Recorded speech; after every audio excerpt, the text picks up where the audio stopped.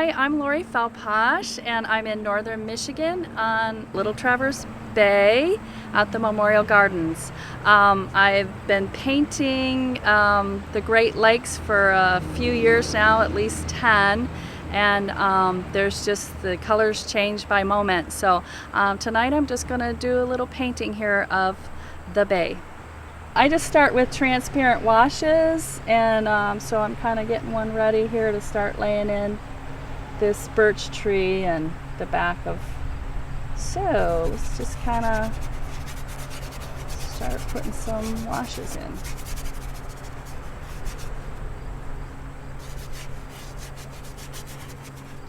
Kind of do some random strokes here.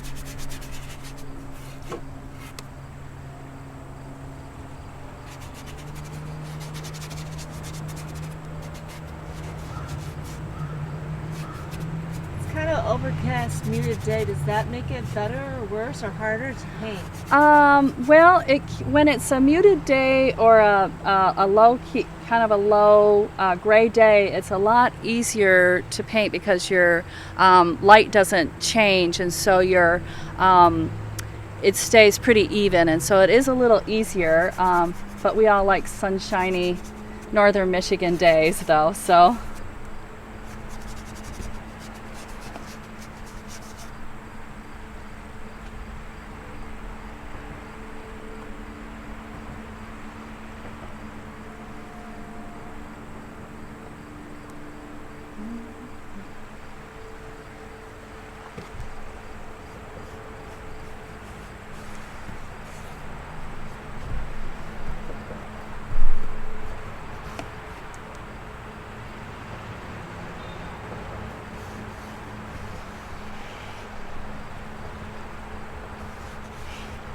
I like to get these under kind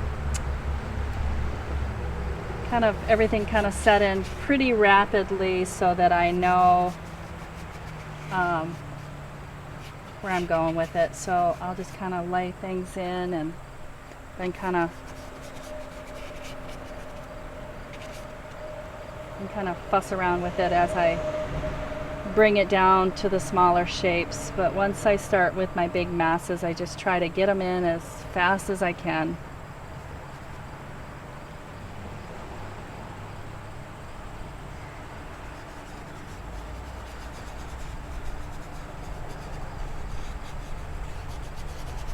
And I'll bring things through and bring them back. That way it's a nice continuous, not broken up too much.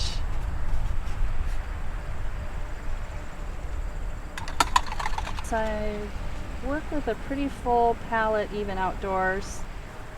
There's some colors on here that I use that I don't use downstate because of the turquoise in the water. It just doesn't really show as much right now, but there's some really beautiful turquoise greens in this water.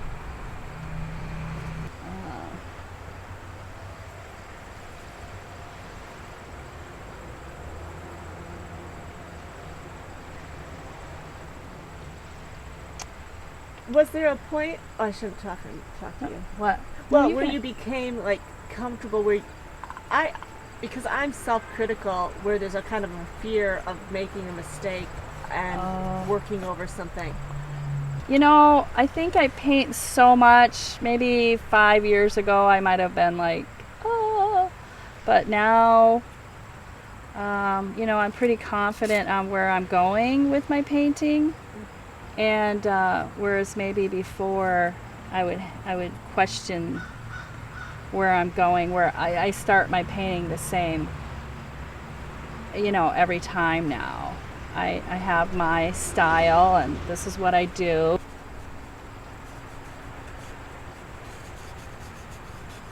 I think there's an adrenaline rush actually when you paint outdoors, because you want to grasp it at a certain amount of speed, and it kind of turns into a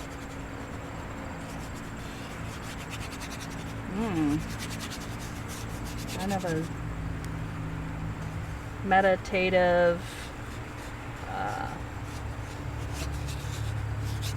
kind of let your brush work and kind of let all the work that you've done on understanding color theories and then just kind of let it go and just paint.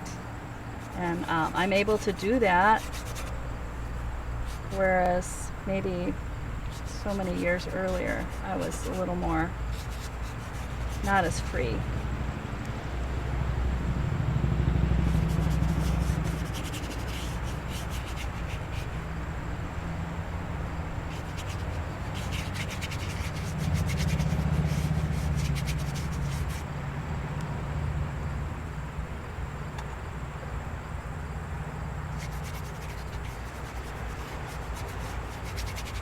Seems a little dark right now, but I'm still putting in my washes, and then I'll go over it with opaque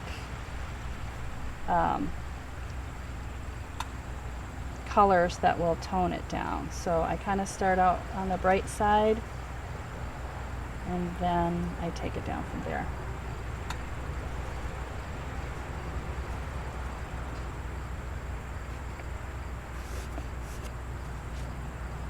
Dirty brush.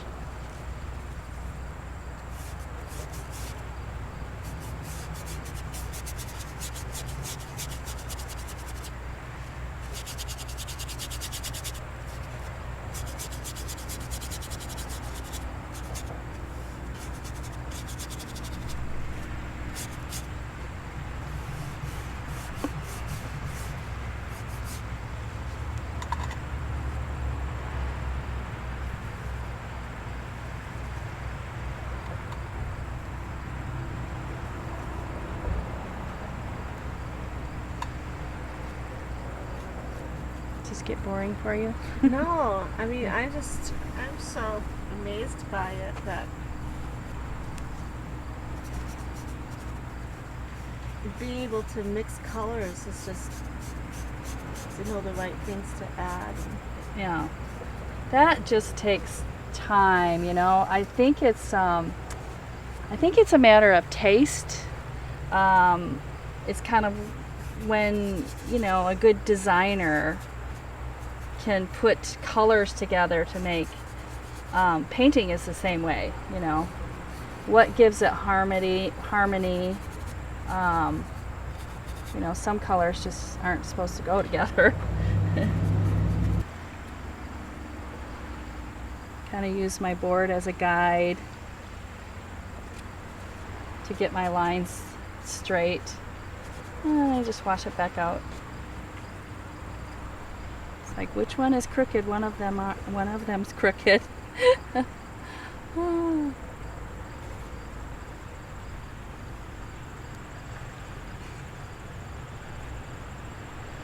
There's a blue out of that sky, so there has to be that same blue hitting on the face of the tree that has a little bit of that same blue, and then the reflective qualities of the light, you know, where's that bouncing from? So you take those all into account when you're painting.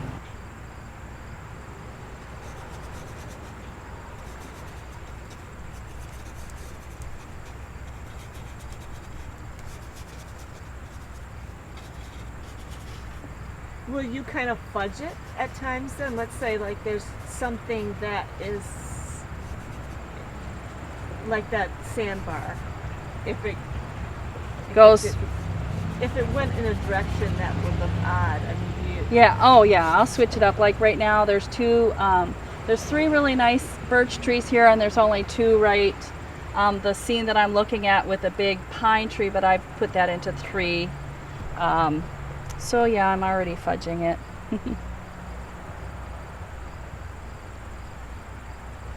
And then one is going to be my more dominant one, and the other two are going to not be here as much. So I'm going to make this one a little bit wider.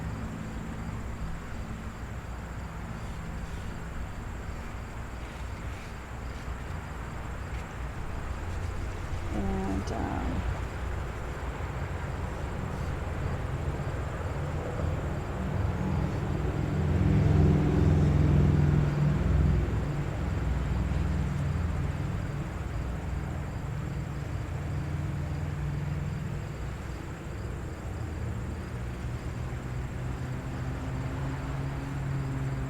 Decided to take that one off, even though it's more open there.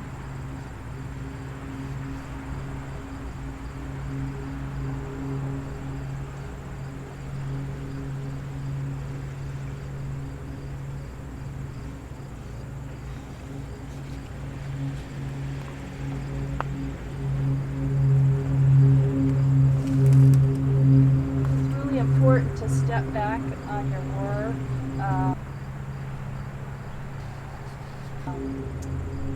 So that you can really get to see the full picture of it. Because when you're right on your work, you get too detailed and you start just looking at it really narrowly viewed, So when you step back, you can kind of get a whole picture of how is it coming together, and that's really important.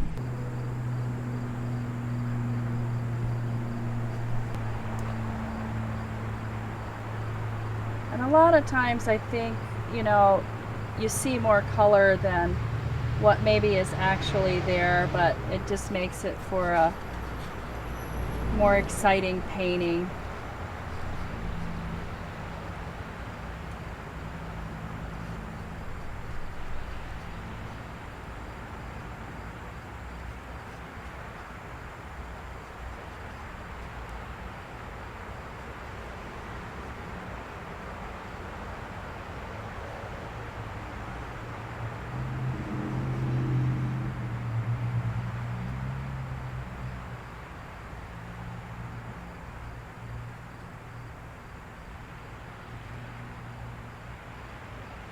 Now I'm starting to add a little thicker paint. Change up a brush. Put a little bit of that sky in. I'm going to brighten up the sky from what I actually see because I can.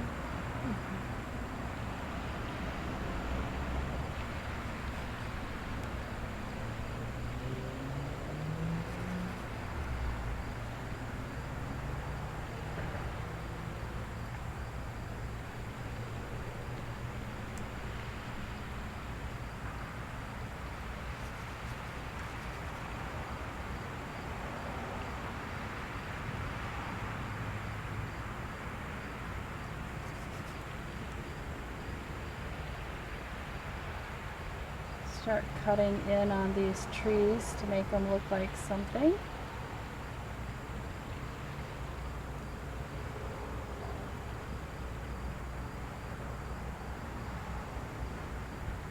I think I'll add a little bit of that on this tree.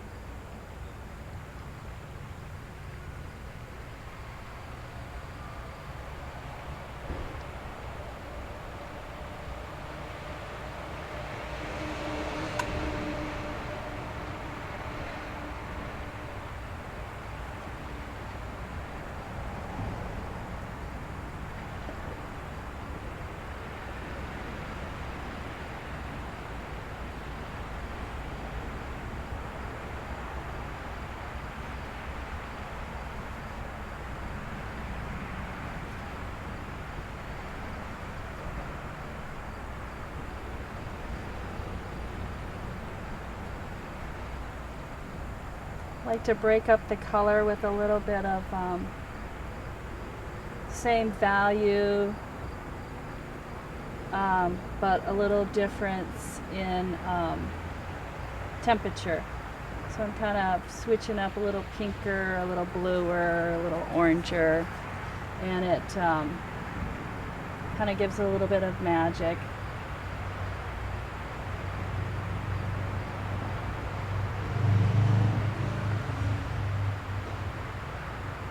To put interesting brush strokes in.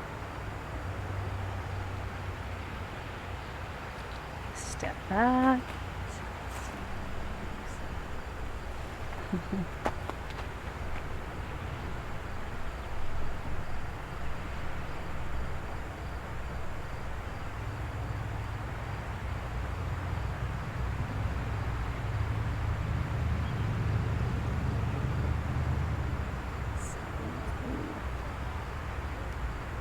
supposed to be lighter, but it's not.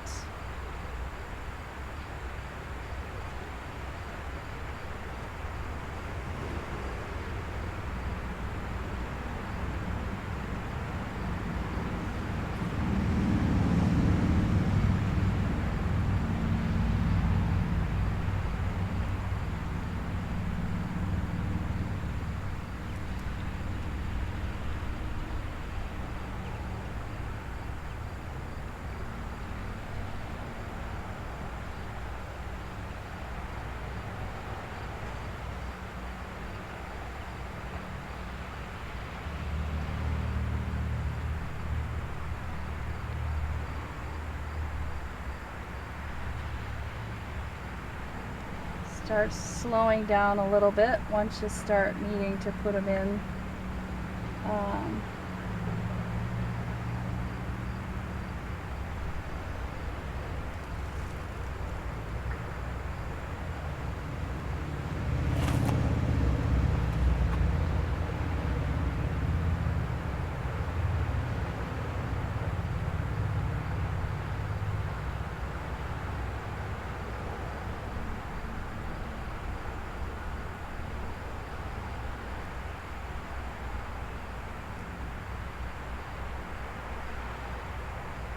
As it goes into the more dense the foliage gets, the darker the sky holes are, because the light gets filtered.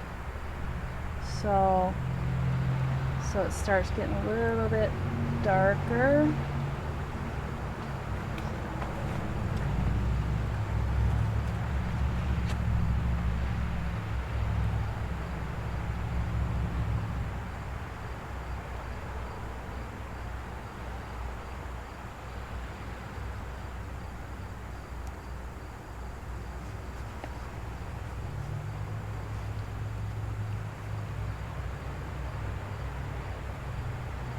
As the sky goes up, it starts turning into more of a ultramarine instead of that warmer cerulean type of a blue. So you start seeing changes.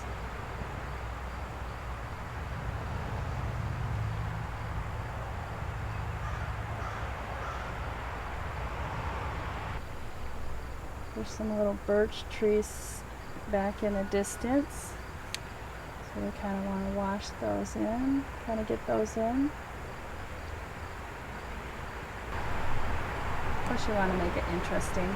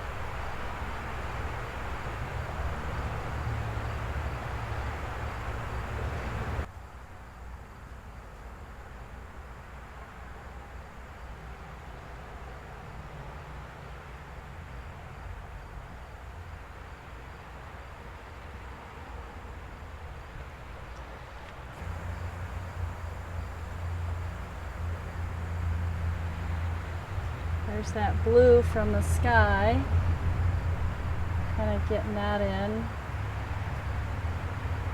So you have your local color, which is the color of, let's say, this green. So you know it's a green, but then there's all these nuances of colors that are bouncing off from other things. And that's where the fun is. In all those little interesting grays and blues, the beautiful blue grays and the pink grays, and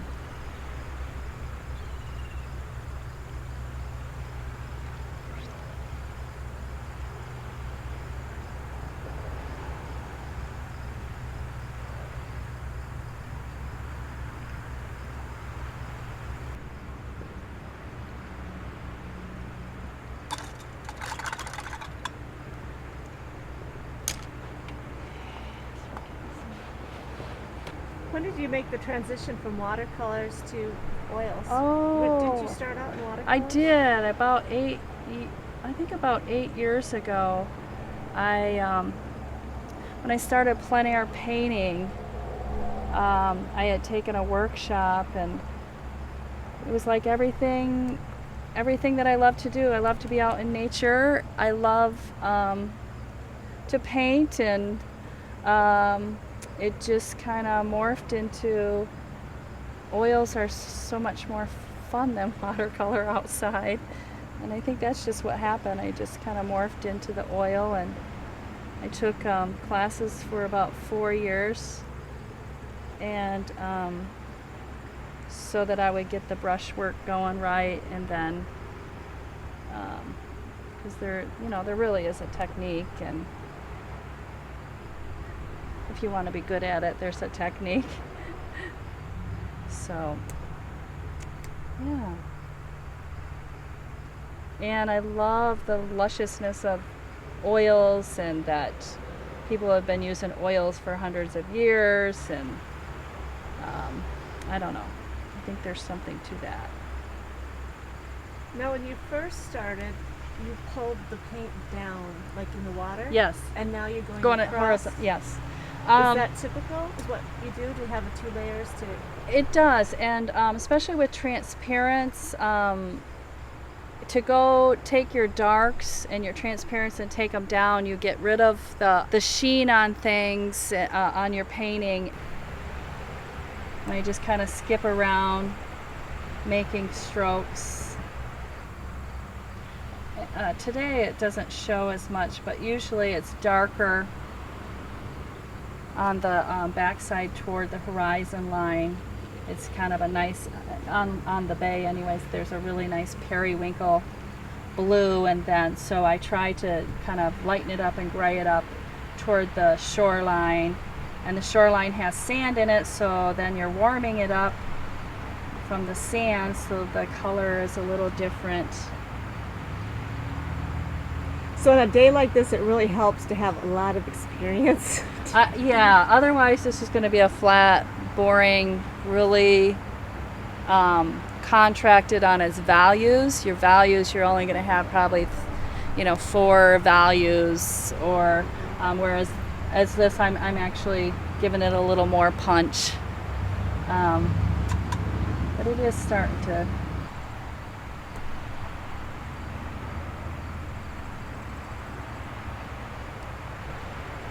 Lori, get that bird flying into the picture. I'll get it, quick. Hi, guys. You can come over.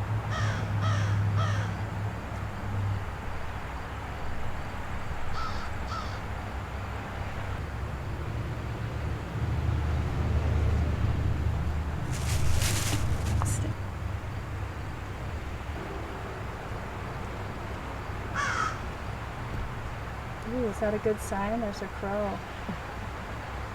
As long as it's not like an owl coming down for you. Ah! We are in the northern Michigan, you never know.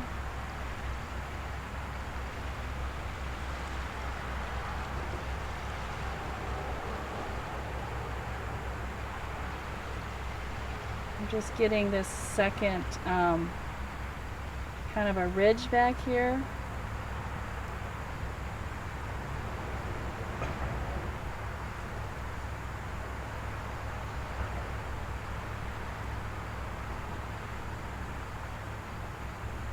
Try not to go over, once I lay down a brush stroke, I try not to go over it, because that just kind of muddies it up and makes it makes it muddy.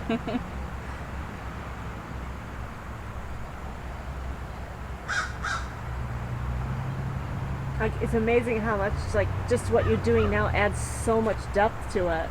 It does. It does. That's what it needed. And if I was painting here, I'd probably sit down on that really great bench right there, and I would kind of give it a once over, and then I would decide where I was going with it instead of just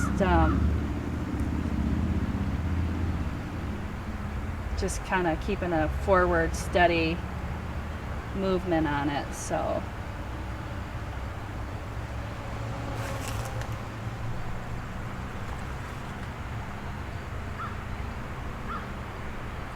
is this a typical size that you do for plein air painting? You know, I like 12 by 16. This is 12 by 18. I love working on 12 by 16, but a lot of times when I'm traveling, I'll just do 8 by 10s. Unless, just because if it's not like my favorite scene and I'm out with my plein air group of Southwest Michigan, and it's just where we're painting for the day, and it doesn't really, it's not my favorite scene, then I'll just use a small one. So if it's something that I really love, like water, I'll use 12 by 16. And that's a little big for plein air, but some people do even larger. So you just, but the average is 8 by 10, 10 by 12, 12 by 16.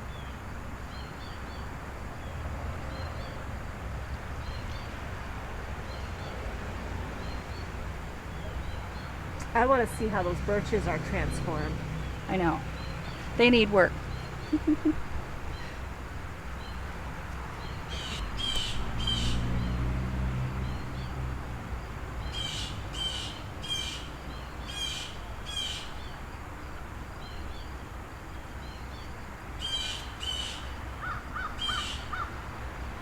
Now I could just paint these kind of white with black,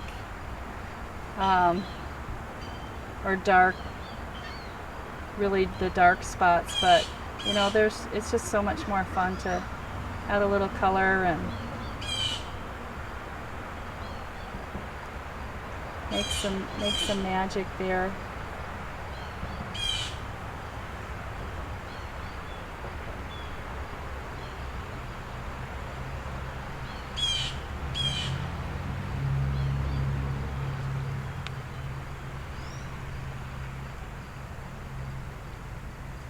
Do you try to work on a couple paintings a day, or what's your painting schedule like? That is, being here this week, that's my goal, is 2 paintings a day, and then I've been working on a large kind of studio piece. So I get 2 paintings done in the morning, and then I go to the beach, and then I kind of work on my painting in the late afternoon, like the bigger painting, because by then I'm ready to be out of the sunshine. And it was a hot one today.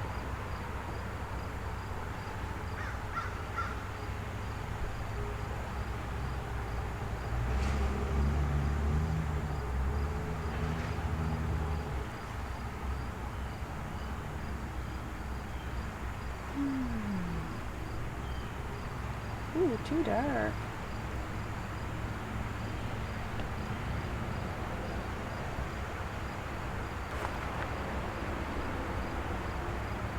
I was gonna keep that there, but I decided I don't really like that when I stood back. And with it being oils, you can just change it. What's one of the things that you observe as maybe as being a new painter, when you were a new painter, or today when you see other painters, like the number one, what do they do that? I think they stay in the midtones too much and putting enough paint on their palette. This is just for today. You just have to squeeze out generous amounts. Otherwise, you're just sliding a little bit of paint around, kind of drawing with your paintbrush instead of painting with it. And I think that's what happens a lot. And so just get enough paint on there. And a lot of times they get into the detail and they don't get the big shapes in.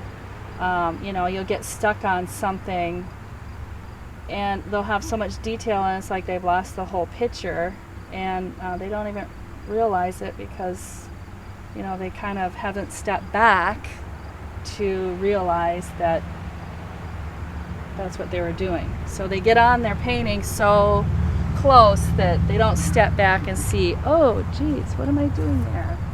Now I know an artist that will use a mirror and he'll look over at what he did with the mirror. Have you ever done that? Does it help? You know, I have done that in the past and I think it does help.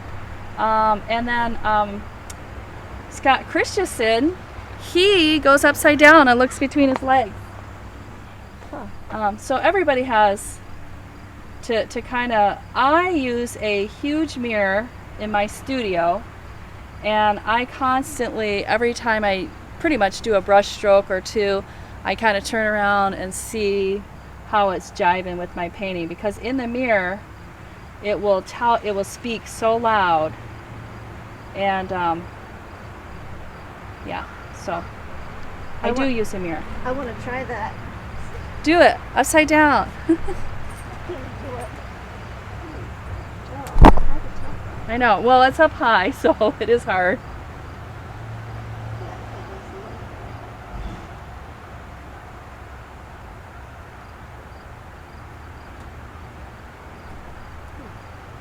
So what do you think?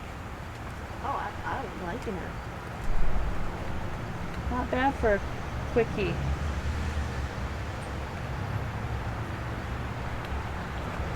Oh, yeah. Might take the tips of these and look like there's a little bit of light hitting.